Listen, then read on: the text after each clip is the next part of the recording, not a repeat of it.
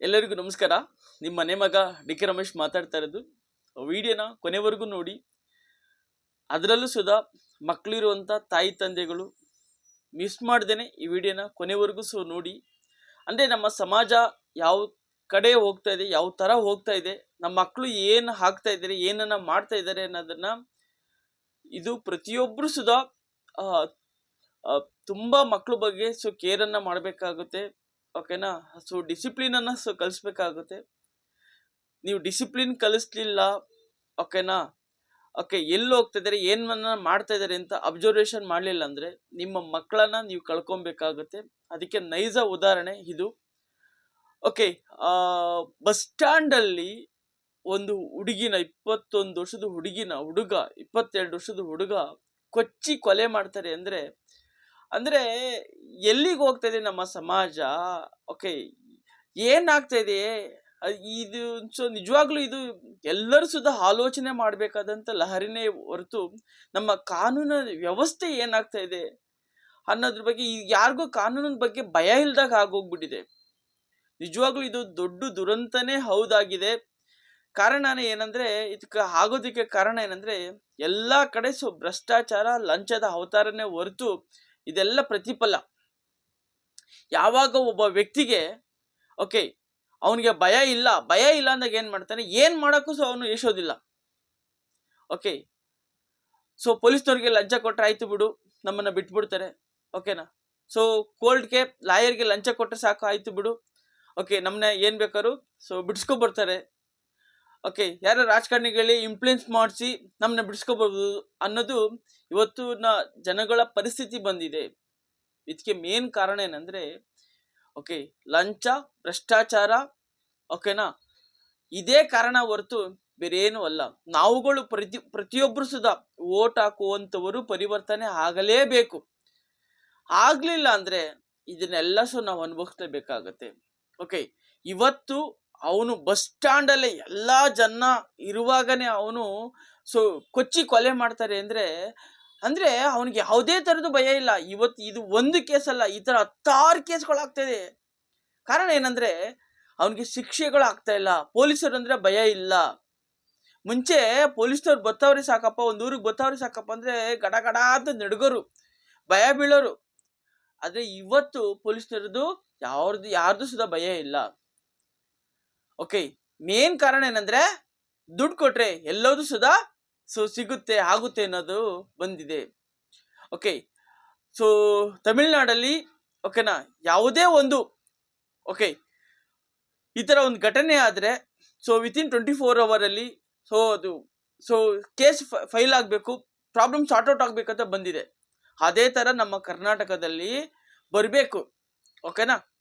ಈ ತರ ವ್ಯಕ್ತಿಗಳಿಗೆ ಮರಣದಂಡನೆ, ಗಲ್ ಶಿಕ್ಷೆ, ಎನ್ಕೌಂಟರು, ಈ ತರ ಒಂದು 10 ಮಾಡಿದ್ದಾಗ ಮಾತ್ರ ಕ್ರೈಮ್ಗಳು ಕಂಪ್ಲೀಟ್ ಆಗುತ್ತೆ, ನಿಲ್ಲುತ್ತೆ. ಈ ಕೋರ್ಟು ಅಷ್ಟೇನೆ. ಓಕೆನಾ? ಒಂದೊಂದು ಕೇಸನ್ನ 10 ವರ್ಷ, 20 ವರ್ಷ, 30 ವರ್ಷ, 40 ವರ್ಷ ಹೇಳ್ಕೊಂಡು ಹೋಗುತ್ತೆ. ಅಂದ್ರೆ ಅವನ ಜೀವನನೇ ಮುಗ್ದೋಗುತ್ತೆ ಕೋರ್ಟ್ ಕೇಸ್ ಮುಗಿಯೋಷ್ಟೊಳಗೆ. ಇಷ್ಟು ದಿನದಲ್ಲಿ ಒಂದು ಕೋರ್ಟ್ ಕ್ಲೋಸ್ ಆಗ್ಬೇಕು ಅನ್ನೋದು ಕಾನೂನು ತಗೋಬರ್ಲಿ. ಓಕೆನಾ? ಒಂದು ಯಾರು ಮರ್ಡರ್ ಕೇಸ್ ಮಾಡಿದಾಗ 1 ವರ್ಷದಲ್ಲಿ ಅವನಿಗೆ 2 ವರ್ಷದಲ್ಲಿ ಅವನಿಗೆ ಜೈಲ್ ಶಿಕ್ಷೆ ಬರ್ಲಿ. ಅವಾಗ ಏನಾಗುತ್ತೆ, 1 ವರ್ಷದಲ್ಲಿ 2 ವರ್ಷದಲ್ಲಿ ಮರಣದಂಡನೆ ಸಿಗುತ್ತೆ.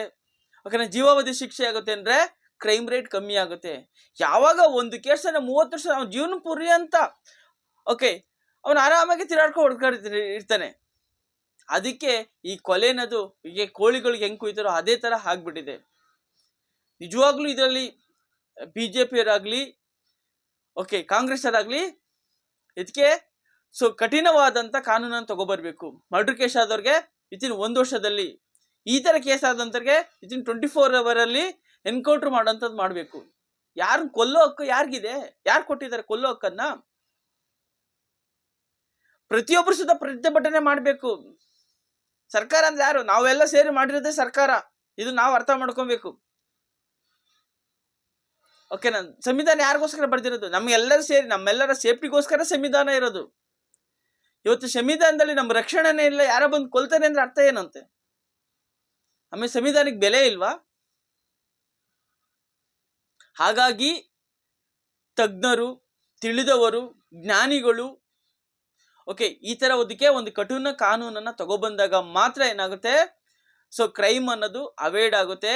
ಇನ್ನೊಬ್ಬರಿಗೆ ಕೊಲ್ಬೇಕು, ಇನ್ನೊಬ್ಬರಿಗೆ ಹೊಡಿಬೇಕಂದ್ರೆ ಓಕೆ ಅವನ್ ಒಂದ್ಸಲ ಯೋಚನೆ ಮಾಡಬೇಕು. ಆವಾಗ ಮಾತ್ರ ಏನಾಗುತ್ತೆ, ಕಾನೂನಿನ ಸುವ್ಯವಸ್ಥೆ ಸೊ ಅವಾಯ್ಡ್ ಆಗುತ್ತೆ.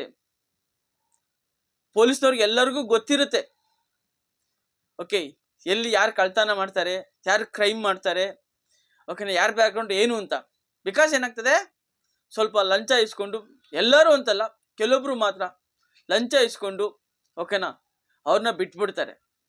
ಓಕೆ ಸಣ್ಣ ತಪ್ಪು ಮಾಡಿದಾಗೇನೆ ಅವ್ನಿಗೆ ಹೊಡೆದು ಒಂದೊಳ್ಳೆ ಶಿಕ್ಷೆನ ಕೊಟ್ಟಿದ್ದೆ ಆದಲ್ಲಿ ಅವನೆಷ್ಟು ಈ ತರ ಸೊ ಮಾಡೋದಕ್ಕೆ ಹೋಗಲ್ಲ. ಹಾಗಾಗಿ ತಜ್ಞರೇನಿದ್ದಾರೆ ಈ ತರ ವ್ಯಕ್ತಿಗೆ ಮರಣದಂಡನೆ ಮಾಡಬೇಕು.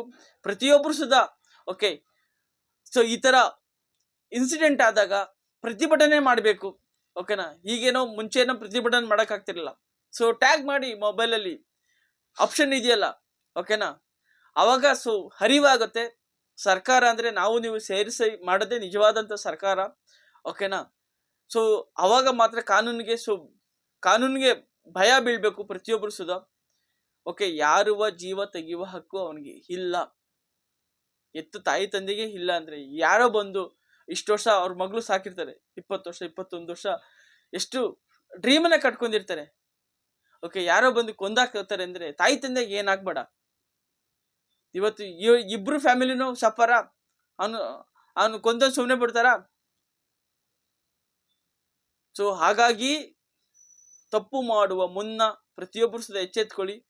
ಅದರಲ್ಲೂ ಸುಧಾ ತಮ್ಮ ಮಕ್ಕಳ ಬಗ್ಗೆ ತುಂಬಾ ಕಾಳಜಿ ವಹಿಸಿ, ಏನನ್ನ ನನ್ನ ಮಗ ಮಾಡ್ತಾ ಇದ್ದಾನೆ, ಏನನ್ನ ನನ್ನ ಮಗಳು ಹೋಗ್ತಾ ಇದ್ದಾಳೆ ಓಕೆನಾ.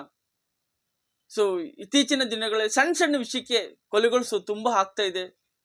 ಹಾಗಾಗಿ ಪ್ರತಿಯೊಬ್ಬರು ಸಹ ಎಚ್ಚೆತ್ಕೊಳ್ಳಿ. ಇರುವುದು ಒಂದೇ ಜೀವನ, ಮತ್ತೆ ಬರುವುದಿಲ್ಲ.